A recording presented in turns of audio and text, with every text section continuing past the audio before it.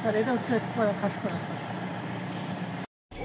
Mic আপনারা কম বেশি মারেন, আমাদের চোখে না পড়লে আমরা খুব একটা বেশি আপনাদের কিন্তু ব্যবস্থা নিই না, কারণ আমরাও তো মানুষ। কিন্তু আপনারা যদি এমনভাবে করেন যেটা আমাদের চোখে পড়তে এগুলো স্যার করি না, তো আসলে আগে যে মাইকে মাত্র স্যার আসে নাই স্যার, আজকের জন্য ক্ষমা করে দেন।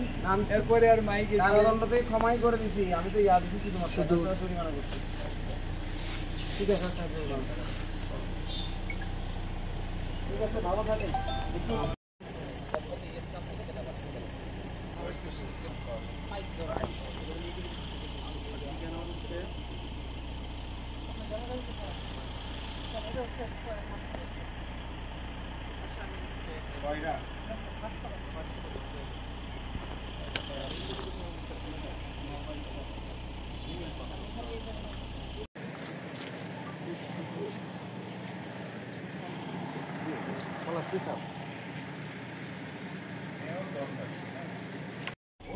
মাইক আপনারা কম বেশি মারেন, আমাদের চোখে না পড়লে আমরা খুব একটা বেশি আপনাদের কিন্তু ব্যবস্থা নিই না, কারণ আমরাও তো মানুষ।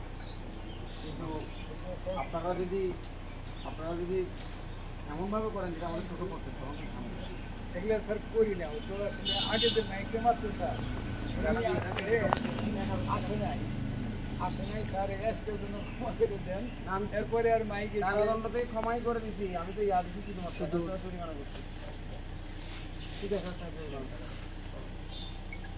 ধনবাড়ী উপজেলায় আসলে শব্দ দূষণ রোধের জন্য প্রশাসন সবসময় সোচ্চার ছিলেন এবং যত প্রকার মাইকিং বা যা কিছু সব কিছু আমরা জনস্বার্থেই দুপুরে বা সকাল থেকে দুপুর পর্যন্ত নিষিদ্ধ। মূলত বিকাল 4টা থেকে 6টা পর্যন্ত আমরা মাইকিংয়ের জন্য তাদেরকে মৌখিকভাবে অনুমতি দিয়েছিলাম, যেটা যারা ভঙ্গ করছে তাদের বিরুদ্ধে আমরা ব্যবস্থা নিচ্ছি। মোবাইল কোর্ট পরিচালনা হচ্ছে সবসময় ওই ইস্যুতেই আজকে আসলে মোবাইল কোর্ট পরিচালনা করা হয়েছে এবং কয়েকজনকে জরিমানা করা হয়েছে। কাজ এবং আমাদের এই মোবাইল কোড হোক বা সরকারের নির্দেশনা অনুযায়ী শব্দ দূষণের বিরুদ্ধে যত প্রকার পদক্ষেপ এগুলো সবসময় আসলে অব্যাহত থাকে। ধন্যবাদ।